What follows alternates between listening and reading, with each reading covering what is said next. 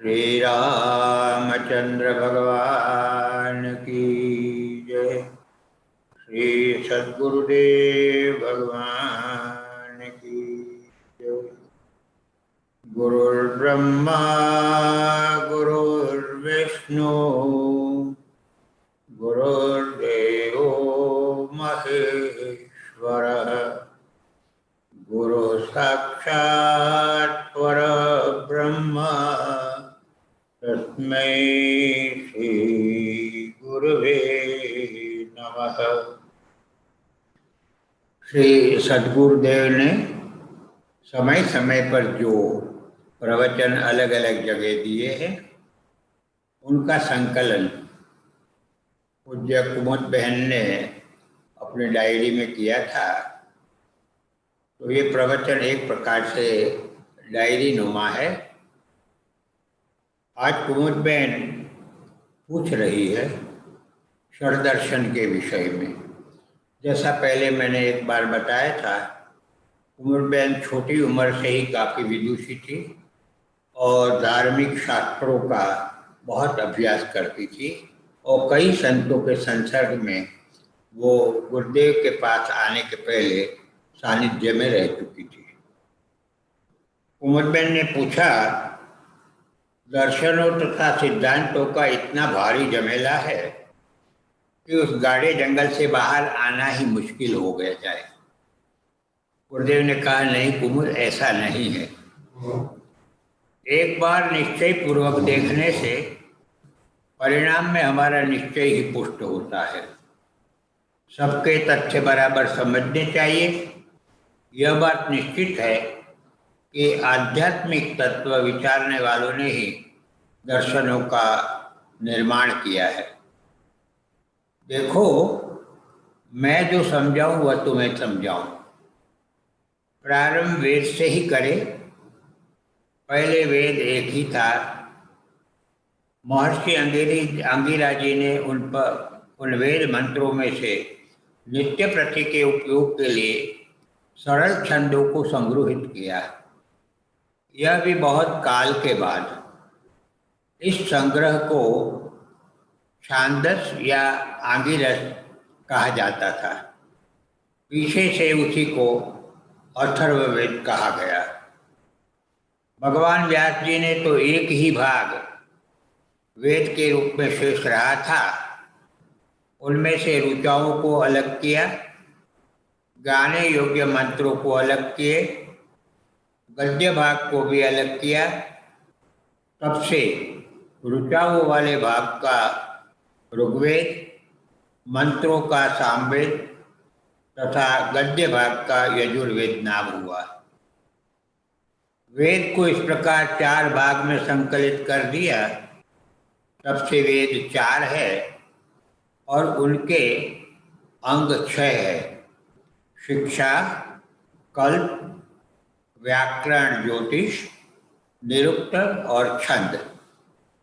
वेद व्यास जी ने अपने 4 शिष्यों को अलग अलग वेद पढ़ाए और आज्ञा दी कि अब तुम लोग अपनी अपनी शाखा को और विस्तीर्ण करो। तब महर्षि पैल ने ऋग्वेद को, वैशंपायन ने यजुर्वेद को, जैमिनी ने सामवेद को और सुमंतु ने अथर्ववेद को विस्तीर्ण किया। व्यास भगवान ने वैशंपायन को विशेष में अपना महाभारत पुराण भी पढ़ाया था और वही महाभारत वैशंपायन जी ने परीक्षित के पुत्र जन्मेजय को सुनाया। जैमिनी को भी व्यास जी ने महाभारत पढ़ाया था। उस पर जैमिनी ने अश्वमेध पर्व के ऊपर स्वतंत्र टीका लिखी है। इस प्रकार समस्त वेदों का व्यास अर्थात विस्तार व प्रचार करने वाले भगवान व्यास जी का वेद व्यास जी नाम यथार्थ में ही हो गया। उनके शरीर का वर्ण श्याम था, इसलिए वे कृष्ण द्वैपायन भी कहलाए। अस्तित्व में उन 17 पुराणों का उन्होंने संकलन किया तथा कई पुराणों की भी रचना की। 17 पुराणों के संकल्प करने के बाद भाव की पुष्टि के लिए, भाव की परिपूर्ण पुष्टि के हेतु उन्होंने 18वां पुराण भागवत पुराण लिखा।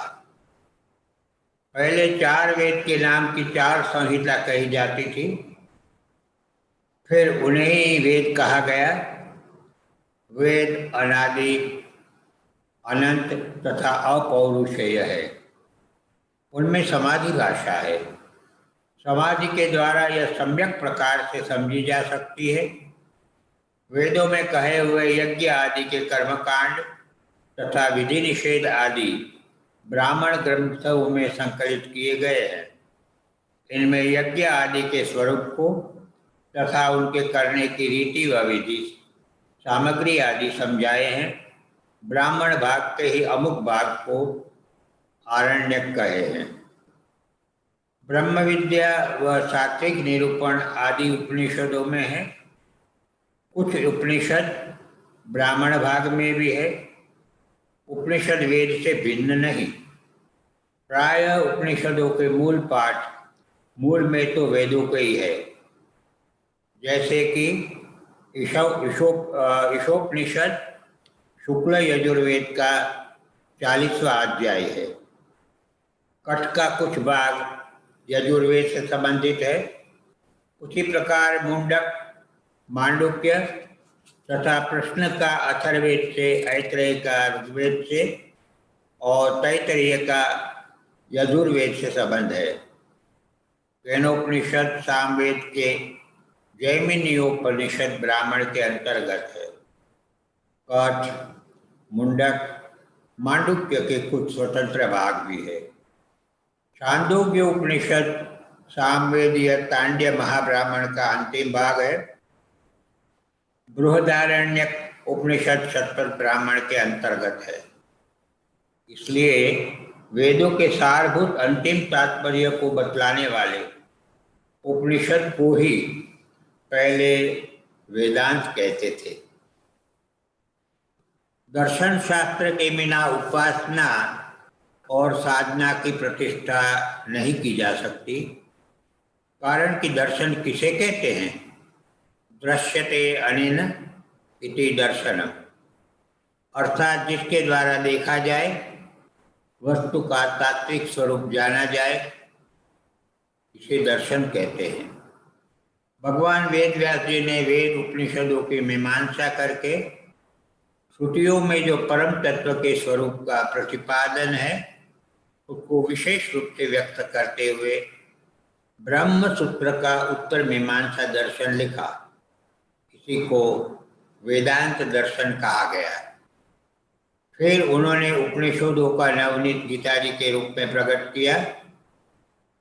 ब्रह्म सूत्र और गीता जी भी उपनिषदों के समान ही स्वीकार्य हुए। तब तीनों को प्रस्थानत्रयी नाम प्राप्त हुआ। तब प्रस्थानत्रयी को वेदांत दर्शन कहा गया। भगवान वेद व्यास जी जगत गुरु है, शाश्वत व अजरा अमर है। विश्व में जो भी ज्ञान है सब श्री व्यास जी के मुख का ही है। इसलिए व्यासोच्छिष्टम जगत सर्वम आदि शंकराचार्य जी महाराज तथा आदि माधवाचार्य जी महाराज को इनको एक प्रत्यक्ष दर्शन हुए थे, ऐसे उल्लेख है। इस कल्प के अंत तक इस पृथ्वी पर विचरते रहेंगे। उनका खास धाम बद्रीनारायण क्षेत्र है। इसलिए इनको भगवान बादरायण व्यास जी भी कहते हैं। बौद्ध धर्म के ह्रास के दिनों में सभी धर्म प्रवर्तक प्रस्थानत्रयी के माध्यम से ही अपना अपना सिद्धांत प्रतिपादित करते थे। तभी उनके सिद्धांत को शास्त्रोक्त माना जाता था।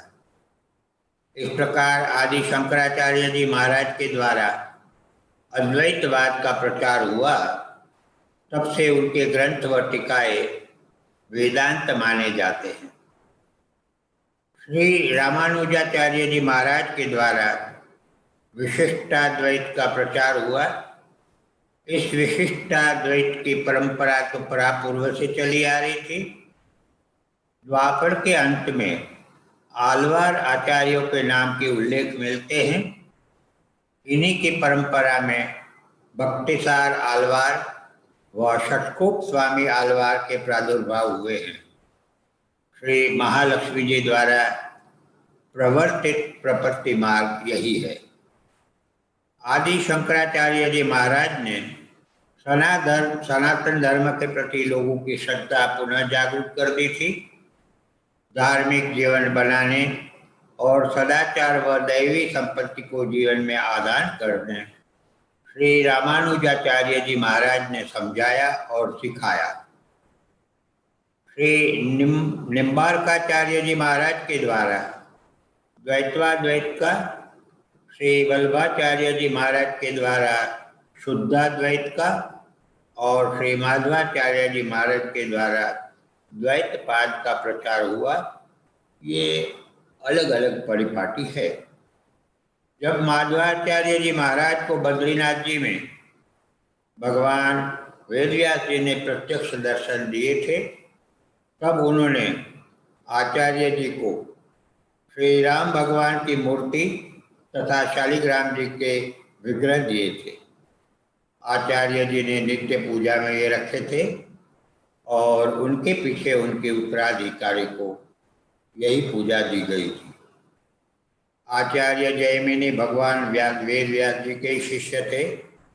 भगवान की इच्छानुसार आचार्य जी ने वेद व उपनिषदों की मीमांसा लिखी।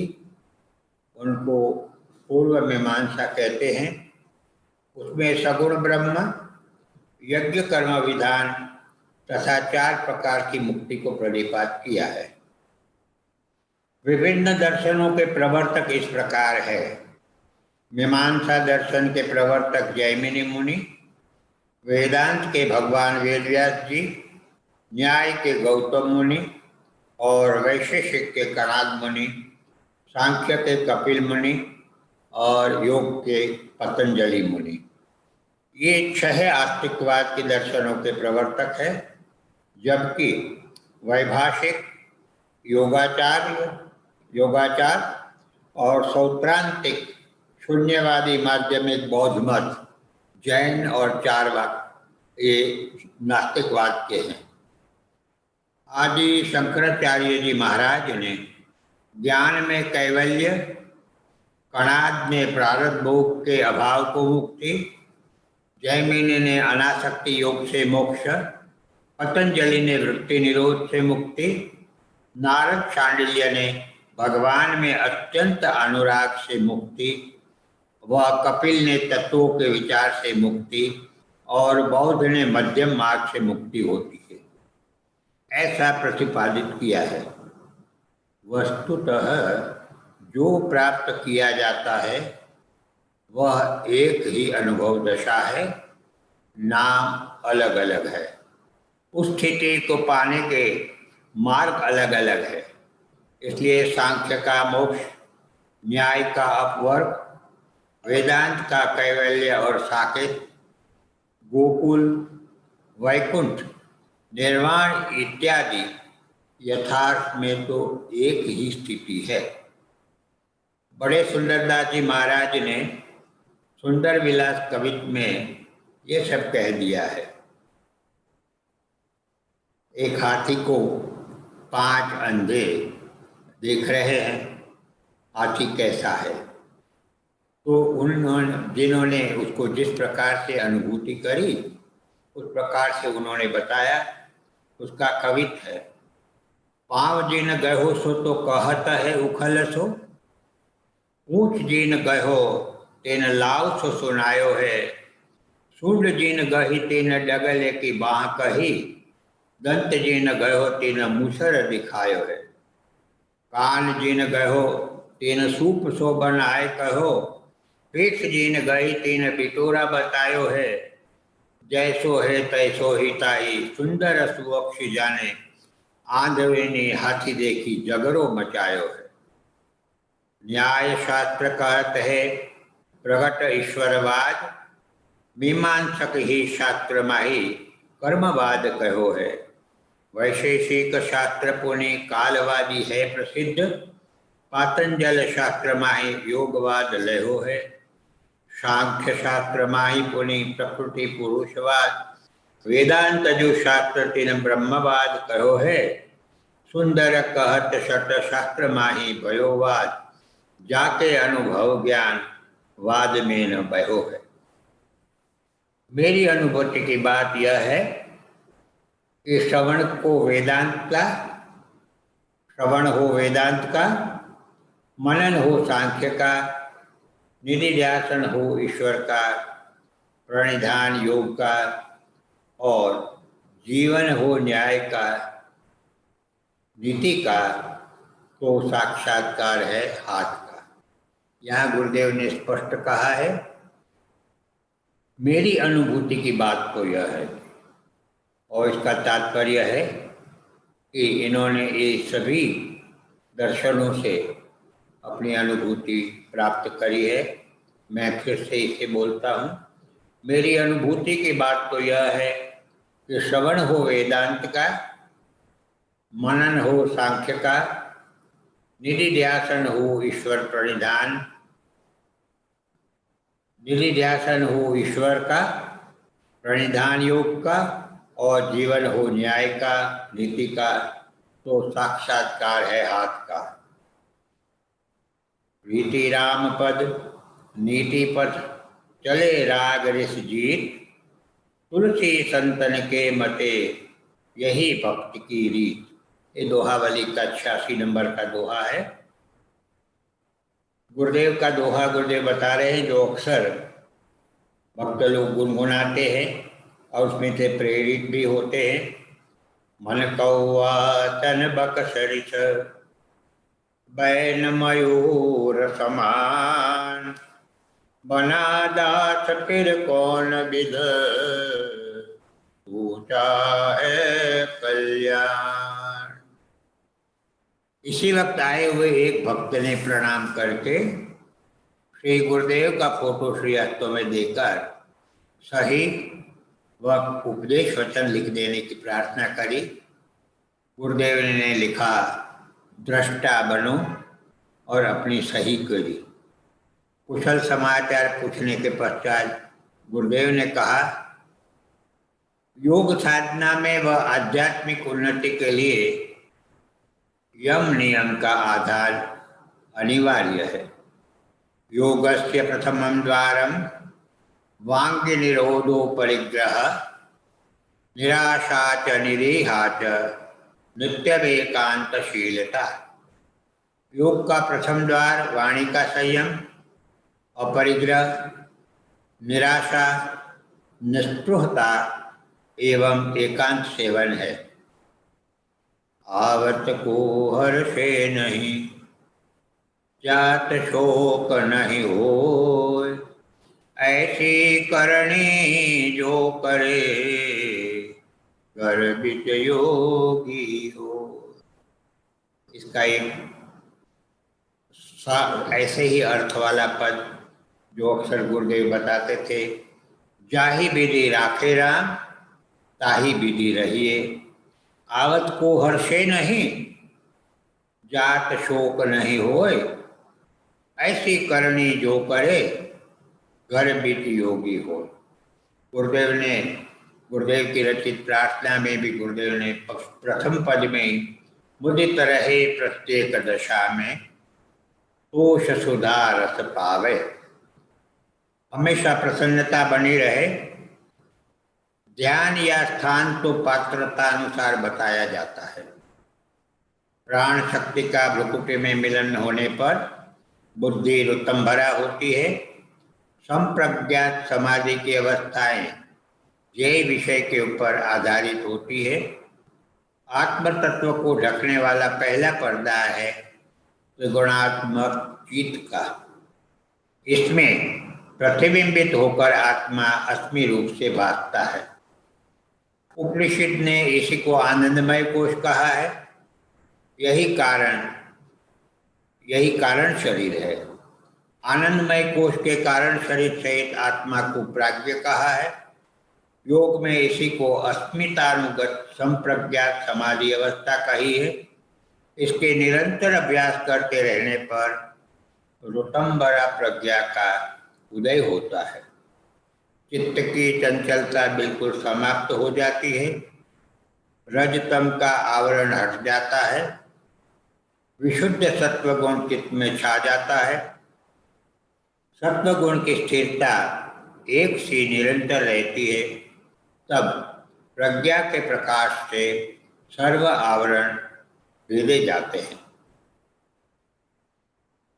तब सोई बुद्धि पाए उजियारा, उर्ग्रह बैठ ग्रंथि निर्वारा, छोरन ग्रंथि पाव जब सोई, तब यह जीव कृतार्थ होई। साधक को प्रकृति और पुरुष के भेद ज्ञान का साक्षात्कार होने लगता है। भगवान पतंजलि ने इसी को योग प्रसाद कहा है। इस योग प्रसाद से ही ऋतंबरा के स्थिर प्रकाश में विवेक ज्ञाति उदय होती है। तब चित्त का भोगाधिकार समाप्त हो जाता है। अब चित्त में नए कोई संस्कार जमते नहीं। केवल सत्वगुण का स्थिर निर्मल आनंद ही साधक को अपने में बांध रखता है। विवेक ख्याति का अभ्यास चलते चलते साधक फिर इन सत्वगुणों से भी तृष्णा रहित हो जाता है। तो फिर वह आगे बढ़ता है। चित्त का क्षेत्र विवेक ख्याति तक ही है। विवेक ख्याति की परिपक्व अवस्था चित्त की उच्चतम सात्विक वृत्ति है। इसके द्वारा ही चित्त में प्रतिबिंबित पुरुष तथा चित्त दोनों का अलग अलग साक्षात्कार होता है। परंतु तत्व गुणात्मक विवेक ख्याति भी चित्त का ही कार्य है, इसलिए उसका त्याग भी अनावश्यक हो जाता है। प्राप्तव्य त्रिगुण से परे है, यह यहाँ स्पष्ट होता है। यहीं पर परवैराग्य उदत होता है। साधना व पुरुषार्थ की यही पराकाष्ठा है। बात तो यही है, बात तो वही की वही है कि मन से मन को जीतो और मन को समझो।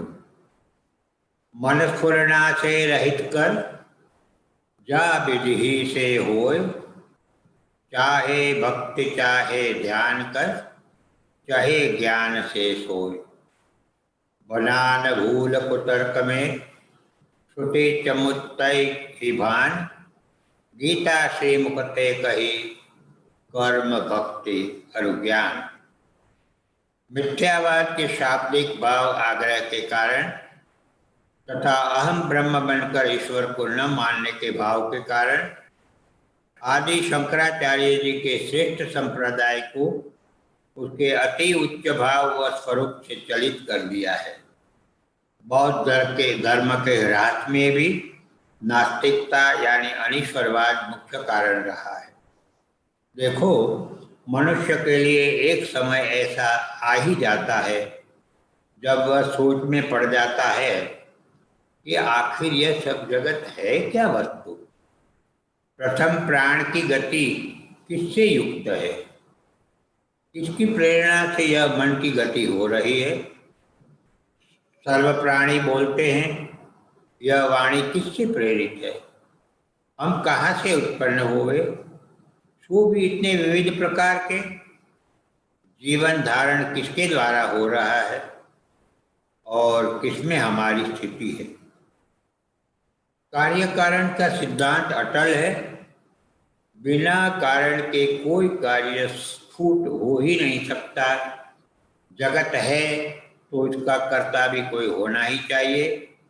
इसी जिज्ञासा से प्रेरित होकर दर्शनकारों ने तत्व की खोज की और दर्शन शास्त्रों में अपनी अपनी अनुभूति प्रकट करी।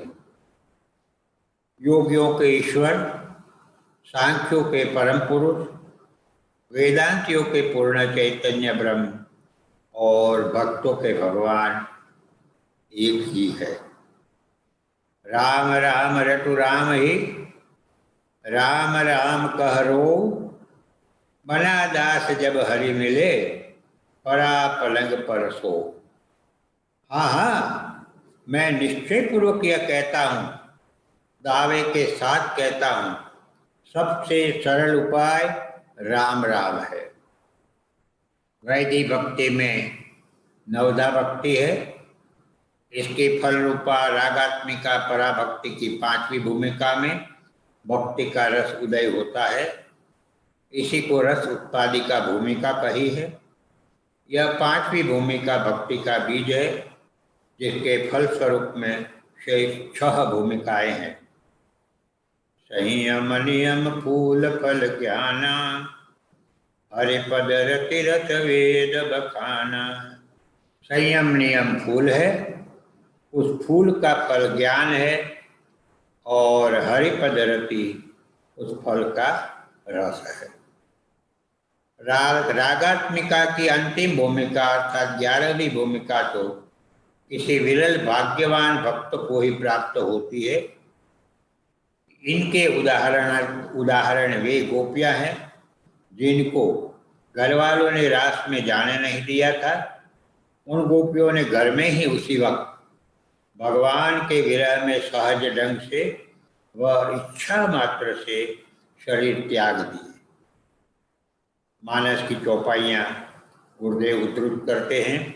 धर्म ते विरत योग ते ज्ञान, ज्ञान मोक्ष प्रद वेद बखाना।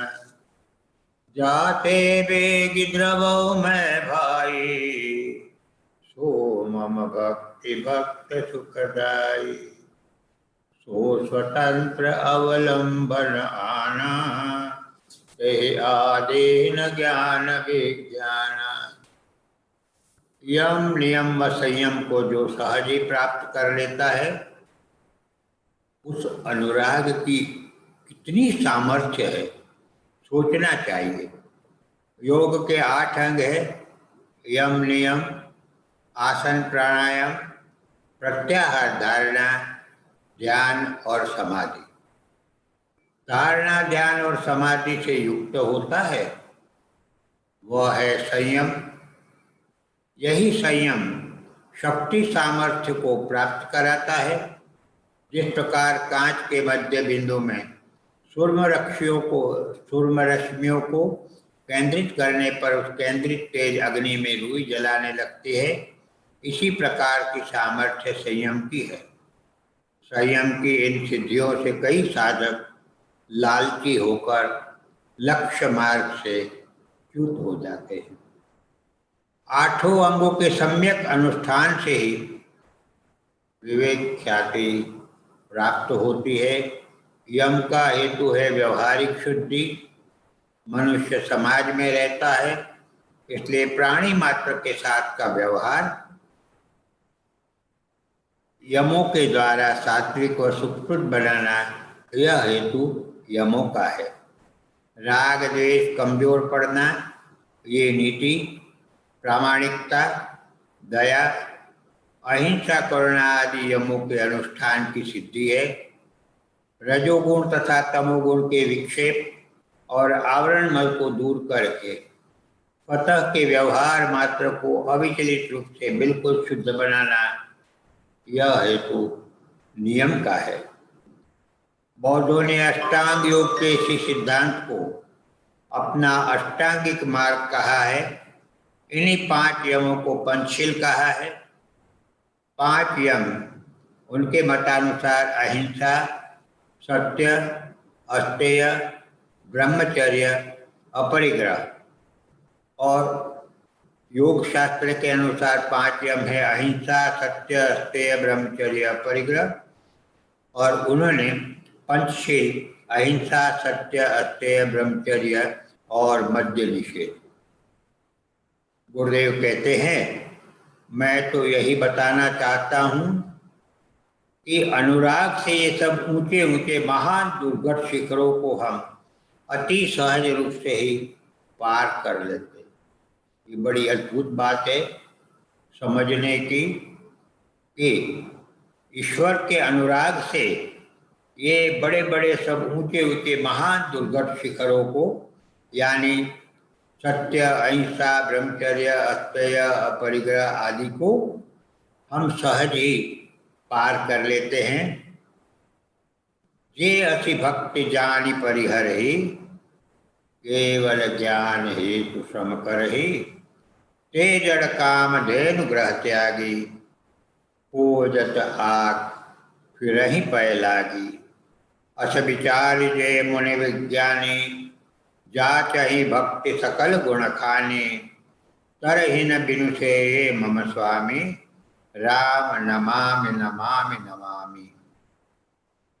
बुद्ध भगवान ने कोई बात नई नहीं कही है, वैदिक दर्शनों से ही उठाई हुई बातें उन्होंने कही है।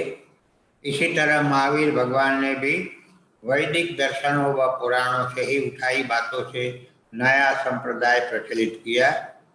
परंतु बौद्ध मत तथा जैन मत अपने को अलग धर्म ही मान रहे हैं, हिंदू धर्म के अंतर्गत अपने को नहीं मानते। यह भी एक वृत्ति है। येन केन प्रकारेण सदाचारी, सत्याचारी वह अहिंसाचारी होने पर ही लक्ष्य प्राप्ति सरल है। बुद्ध भगवान और महावीर भगवान समकालीन थे।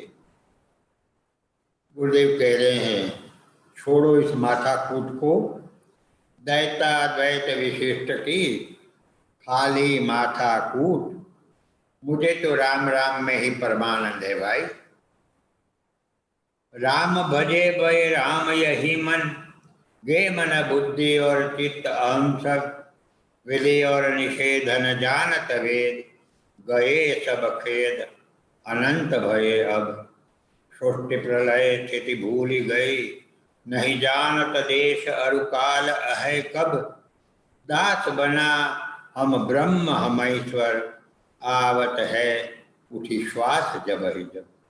ये गुरुदेव का रचित छंद है और उसमें गुरुदेव कहते, दास बना हम ब्रह्म हम ईश्वर, आवत है उठी श्वास जब ही जब। ये कभी कभी गुरुदेव ऐसे इशारों में खुद के विषय में कब कुछ कह देते थे और ये लोग उसको समझने वाले तुरंत पकड़ लेते थे। एक घटना हुई, एक भाई आए, वो कुछ डिप्रेशन में थे, निराश बहुत थे। गुरुदेव की एक विशेषता थी कि जो जीव सामने आता था उसका पूरा जान लेते थे, तो और उसके हिसाब से उनको धैर्य बंधाते थे, मार्गदर्शन देते थे। श्री गुरुदेव ने एक भाई से कहा, देखो इतने साहसीन ही रहोगे तो कैसे पूरा पड़ेगा, आपकी गिनती के अनुसार परिणाम नहीं पाया तो क्या यह कोई नई बात है? आज तक आपने कईयों को ऐसी प्रतिकूल परिस्थिति देखी है। जीव की कल्पना तब तक ही सफल फलती है जब तक वह भगवान के संकल्पानुकूल होती है। वास्तव में तो भगवान की इच्छा ही फलित होती है, परंतु हम स्वातंत्र तथा स्वामित्व के अहम भाव से मानते हैं कि हमारी इच्छा सफल हुई है। जीव कल्पना नहीं फले, प्रभु विचार तत्काल, बलि रावण नारद नहुष, बना भय बेहाल। जीवन तो संघर्षमय ही होता है। कबहू क चलावे फरमान पूरे आलम पे, कबहू क बोल सो लोगन के सहिए, कबहू क ऊंची अटा बैठ घन घटा देखे, कबहू क ठूपरा में मेघ बूंद सहिए, कबहू क व्यंजन छत्तीस ही बनाए खाए, कबहू क भाजी बिन लोन ही खिलहिए, हारिए न हिम्मत बिसारिए न सीताराम, जाहि विधि राखे राम ताहि विधि रहिए। हारिए न हिम्मत बिसारिए न सितारा, जाहि विधि राखे राम ताहि विधि रहिए। ऐसा महसूस होता है कि ये छंद गुरुदेव रचित है। हालांकि इसमें उन्होंने अपना उपनाम नहीं लिखा है। आगे भगवान उसे कहते हैं उस भाई से, घबराने से तथा निराश होने से लाभ नहीं, परंतु तुम्हारी अपार हानि और हो रही है। प्रतिकूल परिस्थितियों का सामना किए बिना सुख कदापि नहीं मिलता। भगवान बड़े ही दयालु है, निस्वार्थ सखा, निर्लोभ दाता, और भगवान सदैव मंगलमय है। ऐसे भगवान के शरणागत हो, फिर इतनी घबराहट और निराशा क्यों? जो सत्य में ही प्रभु की शरण गए हैं, उनके विश्वास अड़िग होते ही है। विश्वास पक्का रखो और धैर्य बढ़ाओ। प्रत्येक परिस्थिति में मंगलमय प्रभु के मंगलमय विधान को देखना चाहिए। विपत्ति या प्रतिकूलता हित करने को ही आती है, ऐसा दृढ़ विचार रखो और इसके द्वारा शिक्षा ग्रहण करो। राम राम जपते रहो, डरे रहो मन धीर, कारज सभी संवारहि, कृपा सिंधु रघुवीर। आगे उस भाई को कहते, देखो शांत और धीर मन ही प्रभु की प्रेरणा प्राप्त करता है। तब प्रतिकूल परिस्थितियों को सुलझाने का मार्ग मिलता ही है। छोटी या बड़ी सर्व प्रकार की समस्याओं का हल धैर्य से ही हो पाता है। धैर्य बिना सफलता नहीं, यह ध्रुव है। धैर्य से ही बुद्धि स्थिर रहती है। भगवत प्रेरणा बुद्धि में झलकती है। इसलिए तो हम कहते हैं कि विनाश काले विपरीत बुद्धि। आपने भी मानस में पढ़ा है ना, काल दंड गहि काहू न मारा, हरे धर्म बल बुद्धि विचारा, निकट काल जय आवत साई, ते ब्रह्म होए तुम्हारी ही नाही। बुद्धि में ही भगवत प्रेरणा प्राप्त होती है, तब उसी के अनुकूल पुरुषार्थ बन पाता है। इस तरह भगवत कृपा से प्रतिकूलता दूर हो जाती है। मैं तो पुरुषार्थ में विश्वास रखता हूँ। पुरुषार्थ का दिग्दर्शन भगवत प्रेरणा देती है। हमारी निष्ठा दृढ़ चाहिए। निष्ठा से शांति है, और शांति से सहन करने पर प्रतिकूलता का सामना करने का साहस रहता है। साहस व सहनशीलता से मन बुद्धि स्थिर रहते हैं। देखो भाई, समय समय का फेर ही तो जीवन है। इसलिए तो जीवन संघर्षमय है।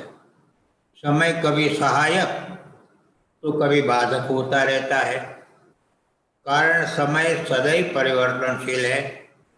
तुम्हारी स्वतः की अनुभूति से तो यह निश्चय मानो, जब अच्छा समय नहीं रहा है तो यह समय भी कैसे रह सकेगा। सोचो और धैर्य से काम लो। सुख भी न रहेगा, दुख भी न रहेगा। ठंडी भी चली जाएगी, गर्मी भी चली जाएगी, बारिश भी चली जाएगी। यूं सारा जीवन चलता ही जाएगा।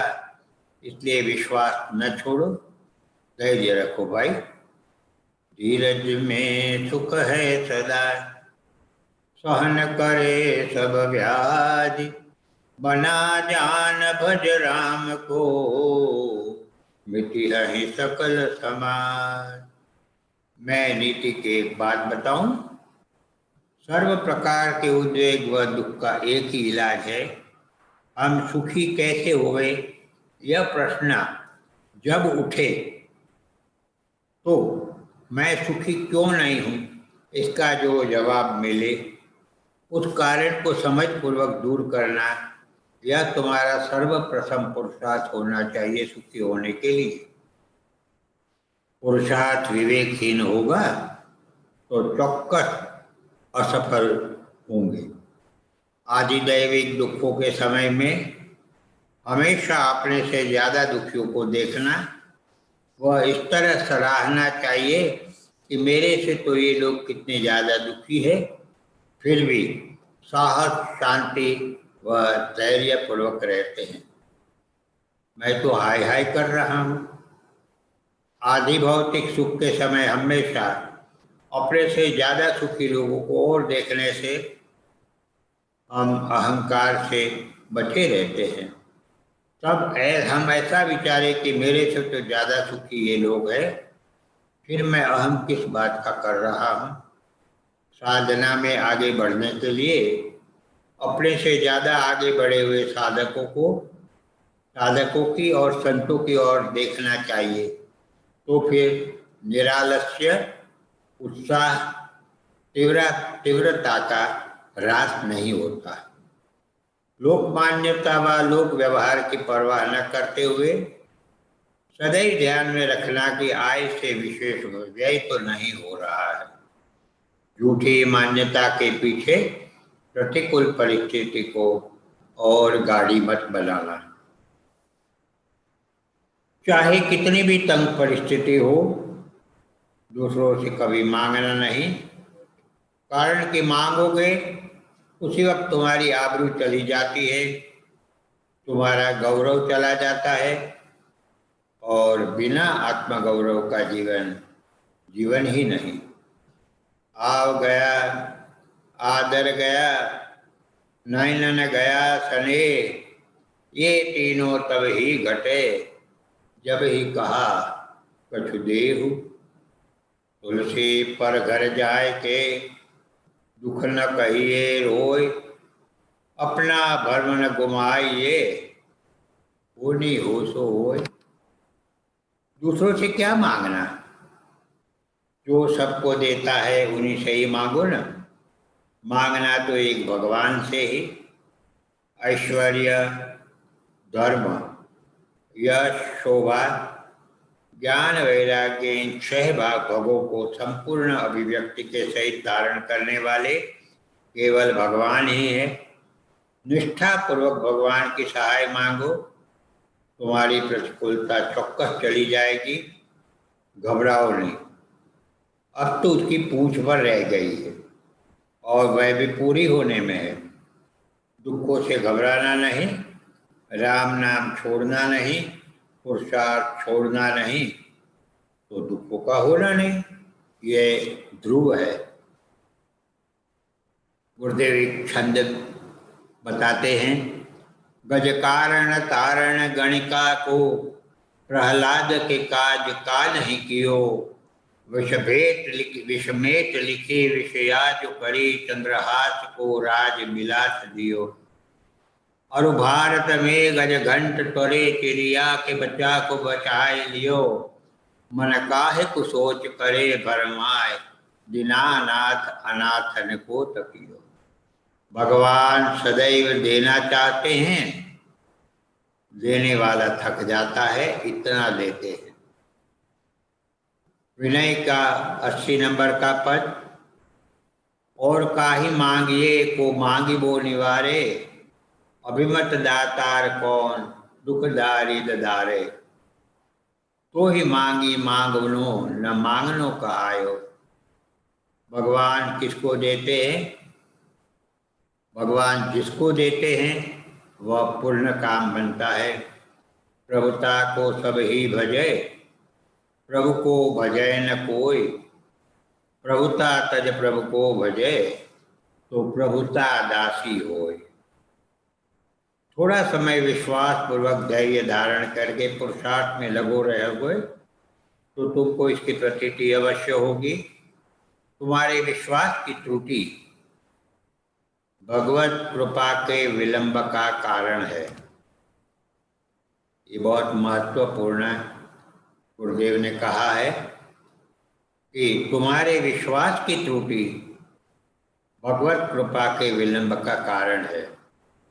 इसलिए इस मार्ग में विश्वास परम आवश्यक है। अभी का समय ऐसा चल रहा है कि कौन साधु कौन असाधु ये हम निश्चय नहीं कर पाते। इसके विषय में एक भाई ने गुरुदेव से पूछा, बापू साधु संतों की सेवा में मेरी खूब श्रद्धा है। मैं प्रतिदिन एक दो साधु को घर पर भोजन को बुलाता था, परंतु चार पांच बार अनुभव हुआ कि साधु वेश में ठगचोर घर में आ गए, सामान व रुपयों की चोरी करके भाग गए। अब मन असमंजस में पड़ गया है, क्या करूं? गुरुदेव ने उत्तर दिया, अगर श्रद्धा में किंचित भी परिवर्तन न हो तो साधु सेवा की श्रद्धा उत्तम फलदायी है, परंतु यह फल कालांतर में मिलता है। हम देख नहीं पाते, इसलिए हमारी श्रद्धा विचलित हो ही जाती है। आसपास के लोग भी हम ठगे गए की बात जानकर श्रद्धा खो बैठते हैं। इससे हितकर बात तो यही है कि देश काल के अनुकूल साधुओं के साथ बरतो। देश काल को खूब समझो और जानो। कलयुग का यह प्रमुख लक्षण है कि सब क्षेत्रों में नकलीपन की भरमार हो गई है। तो भाई, साधुओं में भी तो वेशधारियों की भरमार है, सच्चे तो क्वचित है। निराचार जो सत्यपथ त्यागी, कलयुग सोई ज्ञानी वैरागी। बेकारी या गरीबी के कारण भी साधु वेश पहन लेते हैं। थोड़े दिन पहले की बात बताऊं, मैं इलाहाबाद में था। 27-28 साल का लड़का साधु बना हुआ था। वह मेरे पास आया था। मैंने उसको कहा, भाई, त्याग वैराग्य न होते हुए भी साधु वेश पहन के ढोंग पाखंड क्यों बढ़ा रहे हो? पढ़े लिखे हो, समझदार हो, साधु समाज को कलंक पहुंचाना यह पाप है। उसने फौरन स्वीकार किया और कहा, नौकरी नहीं मिली, बेकारी से तंग आकर मूंड मुंडाली है, और भी कई स्वार्थों की पूर्ति साधु वेश की ओट में हो जाती है, इसलिए इतनी भरमार है। एक भेख के आसरे जाति वर्ण छिप जात, जो हाथी के पांव में सबके पांव समान। लोगों का भी भारी सहयोग है इसमें। बेसमझी, लालची वृत्ति व स्वार्थ पूर्ति की वासना बढ़ गई है। जट से कोई साधु को सिद्ध मानने लग जाते हैं। साधु समागम तथा साधु सेवा का तरीका समझना चाहिए। सही तरीका यह है कि पहले साधु की और सच्चे झूठे की पहचान करने की क्षमता प्राप्त करो। इसके लिए गीता जी, मानस जी जैसे शास्त्रों का स्वाध्याय करो, पश्चात साधुओं से संपर्क करना। बिना पहचाने किसी भी साधु से निकटता मत बढ़ाना। भले ही पहचान करने में समय लग जाए तो लगने दो, परंतु जल्दबाजी करके नए नए साधु के चक्कर में मत पड़ो। दूसरों के कहने पर या प्रवचन तथा कीर्तन सुनने पर यकायक प्रभावित नहीं हो जाना चाहिए। संपर्क में रहकर पहचान करके ही निश्चय करना चाहिए। देश काल ही ऐसा है। मिथ्यारंभ दंबरत जोई, ताकह संत कहे सब कोई। नारी मोही ग्रह संपत्ति नासी, मूंड मुड़ाई भये सन्यासी। आप गए अरु आनहि गालहि, जो को सुते मार्ग प्रतिपालई। आप पक्का नियम रखें कि घर पर किसी साधु संत को नहीं बुलाना। मैं भी साधु हूँ, मुझे भी मत बुलाओ। नियम तो फिर पक्का नियम।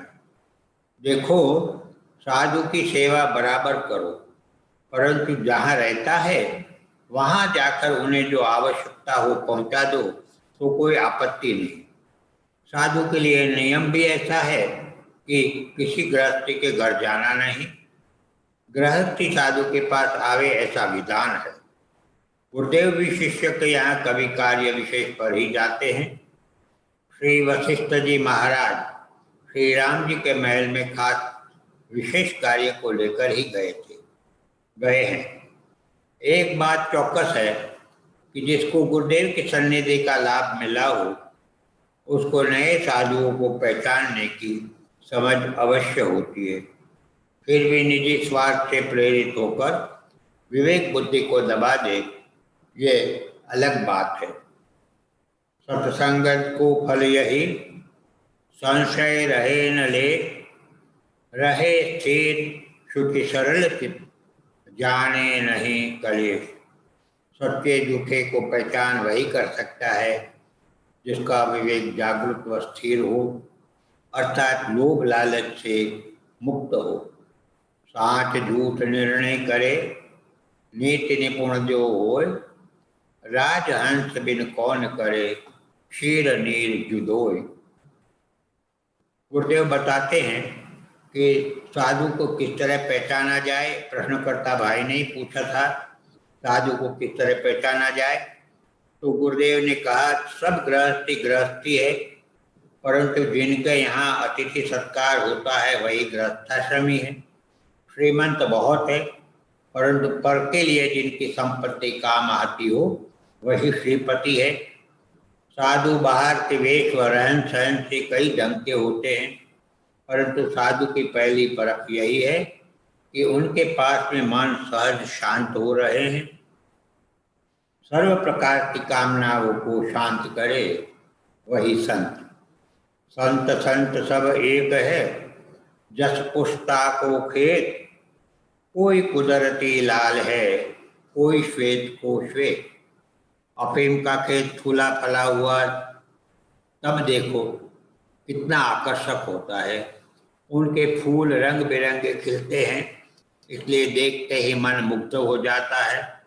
चाहे कैसे भी ढंग के साधु हो, परंतु साधु मात्र में मन वचन और कर्म की एक रूपता होवे तभी वह साधु।